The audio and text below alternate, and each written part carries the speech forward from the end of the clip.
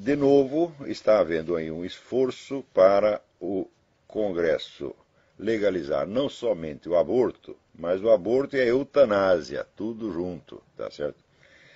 Esse pessoal não desiste. É importante ver que isso aí é um esforço mundial, uniforme em todo o planeta, que não é coincidência, não são coisas que acontecimentos isolados, tá certo? Mas é um plano mundial que vem desses círculos globalistas para implantar em todo o planeta uma concepção zoológica do ser humano e da sociedade.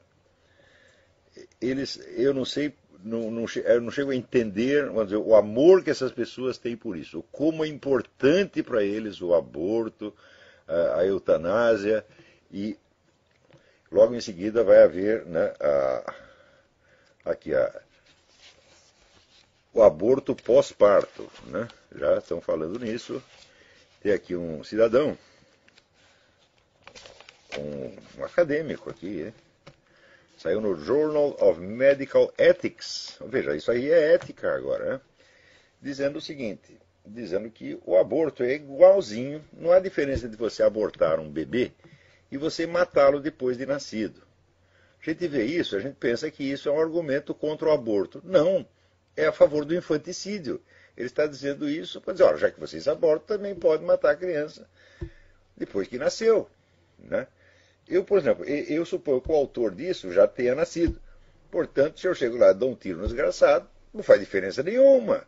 Se pode matar um bebê, por que não pode matar um menino um pouco mais crescidinho, né? Um adolescente, um jovem, um homem maduro ou um ancião? O sujeito pode abortar o sujeito, por exemplo, aos 93 anos de idade. Que diferença vai fazer? Não é isso? Agora, o argumento dos caras é o seguinte, o feto, enquanto está na barriga da mãe, ele ainda não é um ser humano, ele é apenas uma coisa. E depois que ele nascer, ele também não é um ser humano, porque o ser humano não é ser humano por natureza, porque ele nasceu assim. Não, ele é ser humano porque a sociedade lhe conferiu, né, o estatuto de ser humano. Ou seja, um monte de não seres humanos reunidos confere a humanidade, né, ao recém-nascido. Porque é o tal negócio, se o ser humano não é humano por natureza, quem foi que o tornou humano? Só tem duas explicações. Primeiro, foi Deus, né, como está na Bíblia, que fez o homem de barro e soprou o seu espírito, né? Ou então só pode ter sido os deuses astronautas. Porque o ser humano, um ser que não é humano, tornar-se humano por conta própria, isso é impossível, né? Você pode acreditar na teoria de evolução quanto você queira, mas você pode procurar em Charles Darwin e ver assim, não, os macacos evoluíram porque eles queriam evoluir, foi uma livre decisão, né? Os macacos leram Darwin e decidiram, então, evoluir. A teoria de que a sociedade é que confere o estatuto humano ao ser humano implica isso, né? Quer dizer, a evolução é fruto de uma decisão livre do macaco. Ele não era humano, daí ele falou, raio, isso aqui é uma boa ideia, eu vou ser humano. Tá certo? E então ele vira um ser humano e depois ele confere o estatuto honorário de ser humano ao bebê, ao macaquinho recém-nascido, né? Agora, isso sai numa revista de ética médica. Putz vida. Agora, isso aí vem daquela mente brilhante que é o professor Peter Singer, né? Aquele que acha que as galinhas têm direitos humanos.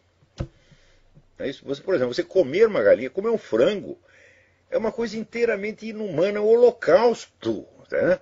Esse pessoal matando, comendo galinha, né? Porco, vaca, é uma coisa horrorosa, totalmente inumano. Agora, um feto pode matar, e até um bebê pequeno também pode matar. E o bebê um pouco mais grandinho também pode. O que não pode é tocar nas galinhas, tá entendendo? Né? E esse pessoal que está andando na rua e pisa na formiga, meu Deus do céu. Não é isso? Então, isso aí é um morticínio generalizado, isso é um genocídio. Então, isso aí já passou do limite do grotesco. Não é isso? Agora, estas concepções todas, elas estão sendo implantadas no mundo à força. E tem muito dinheiro por trás disso, e tem governos inteiros empenhados nisso. Então, isso não é para brincar. Não são coisas que estão acontecendo. Quem quer que não perceba que esta concepção, né, animalesca da civilização foi elaborada ao longo de muitas décadas. Tá certo? Isso aí desde o tempo do Cecil Rhodes, o homem que fundou a Rodésia, que era um bilionário que se achava o reformador do mundo. Tá certo? Ele juntou lá uma meia dúzia de intelectuais na Inglaterra para planejar uma nova civilização global. E daí a coisa foi indo, com o tempo eles foram contratando mais intelectuais, né? Gente tipo Peter Singer, né? Para criar do nada uma nova civilização inteiramente baseada assim, em biologia, física, química, etc, etc, e daí deduzir, né, a civilização inteira. Porque são pessoas que acham realmente que sabem tudo. E isso está sendo implantado no mundo sistematicamente. São grandes fundações, são mega empresas multinacionais, são governos, são partidos políticos, são ONGs bilionárias espalhadas por todo quanto é lado. E eles não param, você vê que é o dia inteiro. E é evidente que a destruição completa do cristianismo, a proibição completa do cristianismo está no programa, meu filho. Aquilo que Lenin não conseguiu fazer na Rússia na base da porrada, os caras vão conseguir fazer na base da propaganda. Então, e sobretudo, o truque aí não é fazer propaganda contra o cristianismo em si. Não. É fazer propaganda contra certas condutas que, uma vez proibidas, tornam o cristianismo inviável. Por exemplo, o que fizeram aqui, de você tornar todas as organizações de caridade obrigadas, né, a fornecer camisinhas e financiar programas abortivos. Porque se você é obrigado por lei a agir contra a sua religião, o que acontece? Aquela religião, por mais que você seja apegado a ela, ela vai perder vitalidade na sua mente. Você vai se esquecer daquilo. Você vai criar uma situação, vamos dizer, de conduta contraditória, de estimulação contraditória. Quer dizer, por um lado você tem a sua fé religiosa, né? A igreja mandando você fazer uma coisa, o governo mandando fazer outra. Então, esse conflito de autoridade vai criar em você aquele negócio que chama estimulação paradoxal. Quer dizer, submetido à estimulação paradoxal, o cérebro cede à pressão e qual é o resultado? O resultado é a credulidade mais abissal que você possa imaginar.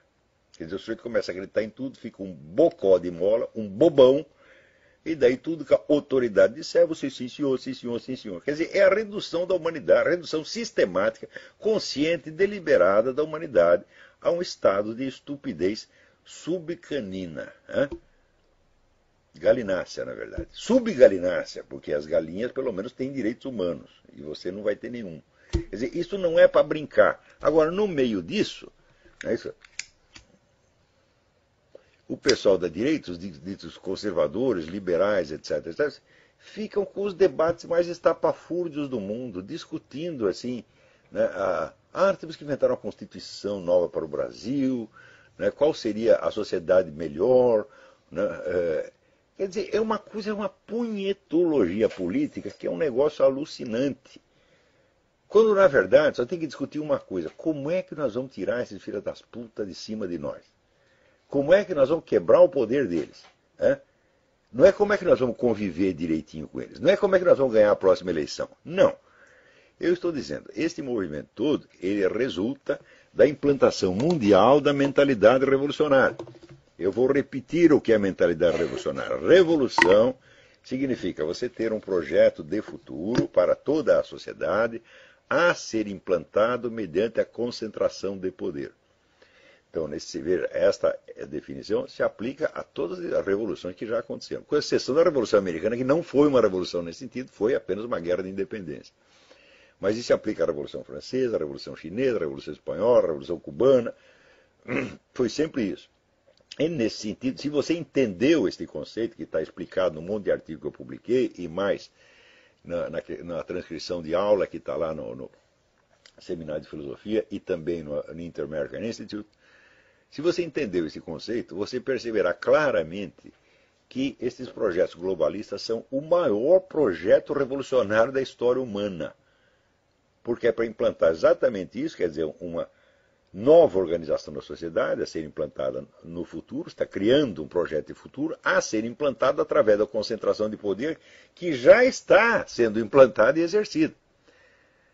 Então, esses banqueiros, esses tecnocratas, essa gente toda, eles são os maiores revolucionários da história humana. Robespierre, perto deles, era um cara modesto, tá certo? Lenin era apenas um aprendiz. Você lê lá no livro do Carroll Quigley, Tragedy and Hope, que é um sujeito favorável a esse projeto, ele não fala contra o projeto, né? Mas, quando você vai ver, fala, olha, os caras querem, no mínimo, mandarem tudo, planejar tudo, tá certo? E criar uma sociedade no qual tudo esteja regulamentado até a conduta pessoal. Vocês viram, esta mesma turma promoveu na França a promulgação de uma lei que pune você por declarações feitas em privado. Por exemplo, você faz uma declaração anti-gay, né? Você diz assim, olha, homossexualismo é pecado. Você sussurra isso no ouvido da sua mulher, né? E alguém ali, um parente que não gosta de você, ouve. Vai lá e conta para o governo e você vai para a cadeia. Ou seja, a ideia do Big Brother já está aí, gente. Não é ficção mais, a coisa já está acontecendo. Enquanto isso, aparecem jumentos como esse seu Joel Pinheiro, da revista Dicta, para dizer assim, não, você discutir questões morais é besteira, nós temos que discutir questões políticas. Eu discuto, você já avisou o outro time? Porque faz um século que não só os comunistas, mas também os globalistas, só trabalham na esfera da revolução cultural, da mudança dos princípios morais, que é a substância da vida social, da qual a política decorre quase que automaticamente. Se você domina os princípios morais que governam a sociedade, você sabe quais são as opções que a sociedade vai fazer. Você sabe o que todo mundo vai escolher. Então, quem domina a moral, aqui o seu Joel Pinheiro, vai estudar, vagabundo. Quem domina a moralidade da sociedade, domina a política. Então você não quer que os conservadores discutam. Ele acha que conservadores discutir moral e religião é perda de tempo. Então vai avisar os comunistas disso. Esse sujeito nunca leu um livro da escola de Frankfurt, nunca leu um livro de Antônio Gramsci, não está sabendo de nada o que acontece e vem cagar regra. É por causa... é isso que astravanca o progresso, gente. Está entendendo? Por que vai dar ouvido a um menino de 12 anos que não sabe nada? Diz que o pai dele é um filósofo, economista, liberal, não sei, não tenho certeza. Então ele cresceu ouvindo propaganda liberal, né? E tem todos aqueles preconceitos que, na verdade, nasceram da Revolução Francesa e que são eles mesmos instrumentos da implantação do esquema revolucionário no mundo, só que ele não sabe, tá certo? Então aí começa a cagar regra com base na sua pura preferência subjetiva. E as pessoas perguntam o que eu acho disso. Isso não pode, eu não acho nada, eu não tenho nenhuma opinião a respeito das opiniões do seu João Pinheiro. Não são opiniões, elas só podem ser analisadas como sintomas, vamos dizer, do fracasso educacional do seu Pinheiro. Que não é culpa dele, por quê? Porque é um fenômeno nacional. É todo mundo assim hoje. Agora, veja aqui, este negócio da legalização do aborto e eutanásia, eu vou fazer um apelo a vocês.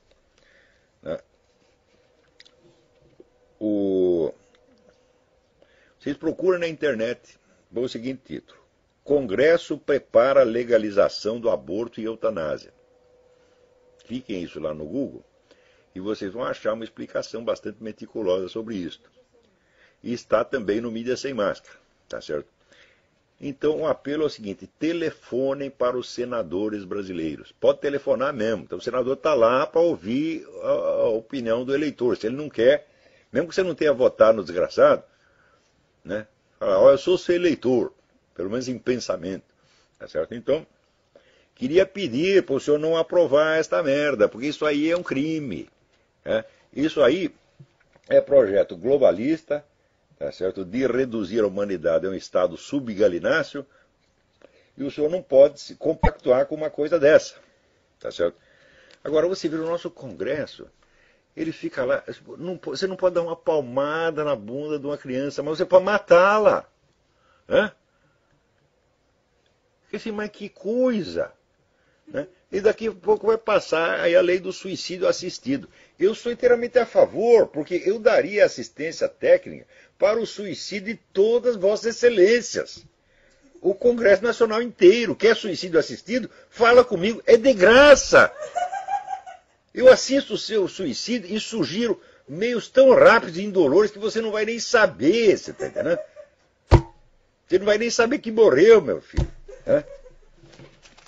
Então, eutanásia também. Eutanásia é um homicídio por caridade. Né? Me contrata, eu vou lá e faço eutanásia neles todos, pô. De graça. Né? Se matar o sujeito um por um, nada do peido. A gente amarra o sujeito e fica até envenenar o desgraçado dele morrer. Né?